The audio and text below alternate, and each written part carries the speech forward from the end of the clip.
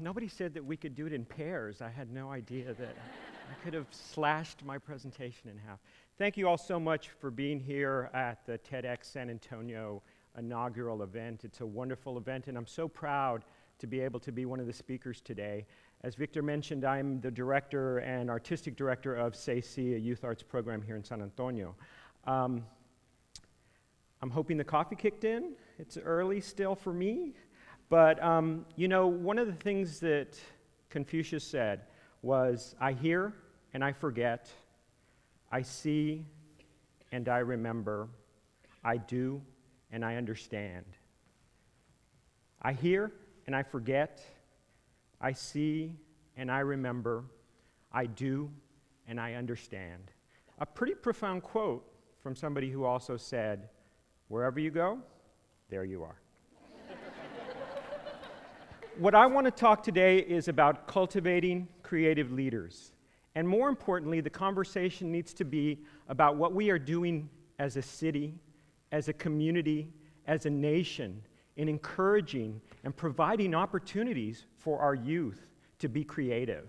And as you may know, there are many, many things happening for a variety of reasons that this is no longer the case. Depending on your age, you may have been a student who went to an elementary school that had an art teacher and a drama teacher and a music teacher. You know, the fact is that it's not happening anymore in this city and across the country. And while we are doing an important job, I think it needs to be broader than that. And this is why. This is one of the reasons why. Just very recently, in May 2010, IBM took a poll of the 150 top CEOs in the country. And they asked these top CEOs, what is it that you look for when you're looking to hire an employee? What are you looking as far as leadership capabilities? What do you think they said? Creativity. Creativity beat integrity and global thinking.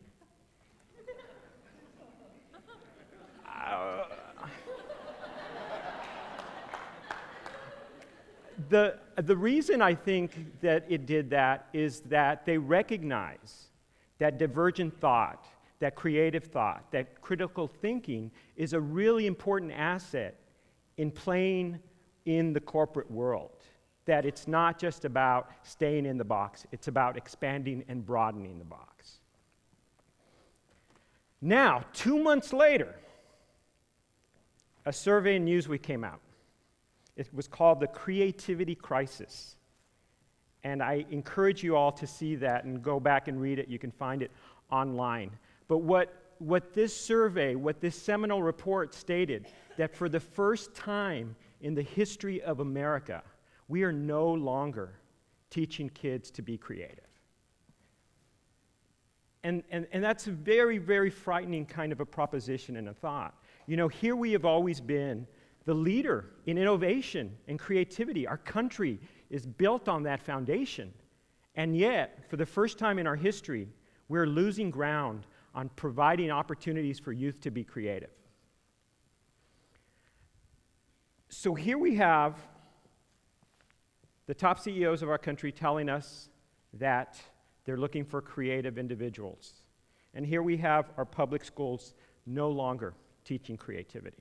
It's a huge chasm that we have to work to try to get back together because it's so important for our future, as I mentioned. Even our young, energetic mayor has gotten into this, right? So we have a wonderful, exciting mayor who you're going to see this afternoon. And he wrote an article a few months ago as well called 24 Ways to Make San Antonio Buzz, right? And in it, he outlined a whole bunch of ideas, 24, of what we need to do. And there was no timelines assessed, but they ranged from commuter rail, bike paths, more parks, library exhibits, you name it. But what's really interesting is that when you took those 24 lists, 16 out of the 24 rely on the creative sector. I actually believe all 24 rely on the creative sector. And it's something that we forget about all the time. You know, the thing about creativity, if you put it in a context, it is the fabric and thread that weaves through our lives. It is the clothes we put on in the morning, the automobiles that we drive to get to our offices, the offices that are built, our schools. You name what it is, and there was a creative person involved in that process. And I think that if we start thinking about it in those terms, we can really begin to talk about what we need to do with our young people in public education. So let's get down to the basics. What is creativity, right? What is the definition of creativity? Well, if you go to Wikipedia and you look online, what you're going to find is a definition. If you pick up one of those really heavy books, a dictionary, you're going to find this: the ability to generate innovative ideas and manifest them from thought into reality. The ability to generate innovative ideas and manifest them from thought into reality. Well, what does that mean? Well, what we're finding and what the research is showing, that it's not just about being right-brained. You know, I've always been confused about the term because, you know, I'm sort of left-leaning, and the idea of being right-brained doesn't sound very good to me, but the reality is that we are creative, and the creativity comes from the right brain side of your brain, left side is analytical. Well, what we're finding, it's about being in the middle. It's about the synapses working back and forth, going together, clicking on and off, using both your analytical and your creative side of your brain. And if you're doing that, that's when you hit the sweet spot. That's when you're doing all that creative, divergent, innovative work. And that's what we're no longer doing in our public schools. Now, why do I know about creativity? It's what I do. It's the passion that I have. It's what gets me up in the morning. I'm so grateful for the fact that I get up and do something that I absolutely love. And what I do is I run a youth arts program here in San Antonio called SAC. I invite you to visit us, just as I invited Victor when he met me for the first time. It's an amazing, amazing laboratory that happens at 1518 South Alamo in the corner of the Southtown Blue Star King William District south of downtown San Antonio. We have a brand new wonderful space that we've been in for 4 years. It's a 25,000 square foot state-of-the-art space where we are providing great opportunities for youth in our community. We like to say that what we do is we nurture young creative talent, that we take kids that have creative propensities and work with them to nurture their talent. And we do that in a year-round, long-term way. And that's a real key to the success. Because for us, it's not about an 8-week program or a 16-week program or a 24-week program or a summer program. We start with 6th graders, and they stay in our program all throughout their 6th grade, 7th grade, 8th grade years. When they graduate into high school, they move into our high school program. So we have the ability and the opportunity to work with them for 7, 8, 9 years. And that's, I think, a real key to success if you're going to be looking at opportunities with youth. I'm going to talk a little bit about our educational programs because what we have done, and we're 16 years old, what we have done is we created this multidisciplinary approach to learning because we all recognize that every child learns differently. And that's one of the problems that we have in our public education system is that we are teaching one way of learning. And we all know that there are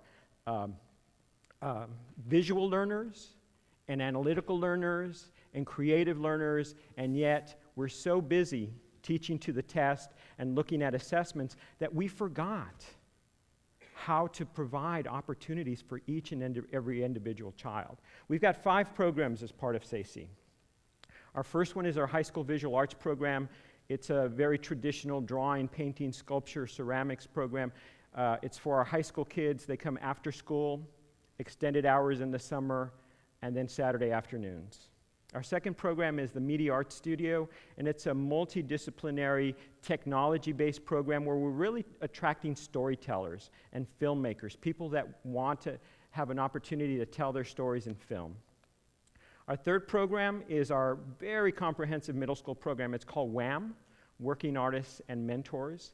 And what's wonderful about that program, it happens on Saturdays, and it works in transitions that we both have. We have a group of students in visual arts, we have a group of students in media arts, and then they transition to the days so that they transition during the day so that they get an opportunity to do both visual arts and media arts. And then the key to that is that we provide peer-to-peer mentoring, which is a sort of a thread that runs through all of our programs. This peer-to-peer mentoring allows for this great opportunity for the young people, our juniors and seniors in college, to come in and work and interact with our students. And so that's our middle school program. A new program that we developed because we had the opportunity in this brand new space is Teatro Alas, Activating Leadership, Art, and Service. And that's a performance-based project where we're attracting people that are interested in the performing arts, but it's very unique in the fact that it runs and dovetails into the kind of work we're already doing in our other programs, meaning that we don't do Broadway plays, we don't do Shakespeare. All the work created in our theater program is the stories and the voices of our children. And as you know, that makes things a little bit more difficult for us. It's not about memorizing and learning lines, it's about creating and writing lines, and then being able to perform them. And then our final program is Project ABC, which is an outreach program. What's wonderful about that program is that we're out at 18 different sites in the community on a weekly basis, year-round, long-term, and it's all facilitated and coordinated by former students. These are all kids who have come through our program, graduated, and stayed here in college. So I'm going to give you some quick numbers, by the numbers. Currently, we have 175 students enrolled in our program, and of those, 60% are female, 40% are male. Our age group is 11 to 18 years old. The diversity issue is that we have 75% of our students Latino, 15% white, and 10% black and mixed race. But the most important number is that 100% of our students in the last 8 years has graduated from high school.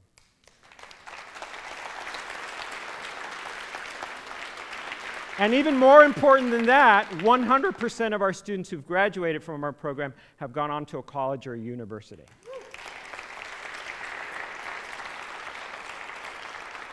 Now, when you look at the numbers in the state, all ninth graders that start in high school, a third of them don't finish high school. And if you look at San Antonio, and I'm not going to specify any school district, but we have a cumulative rate of 60% graduation rate in the city of San Antonio. That is not right. It's incomprehensible.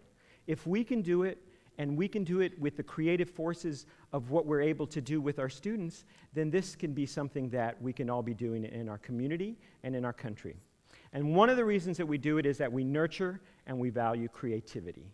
We believe that creativity can be taught.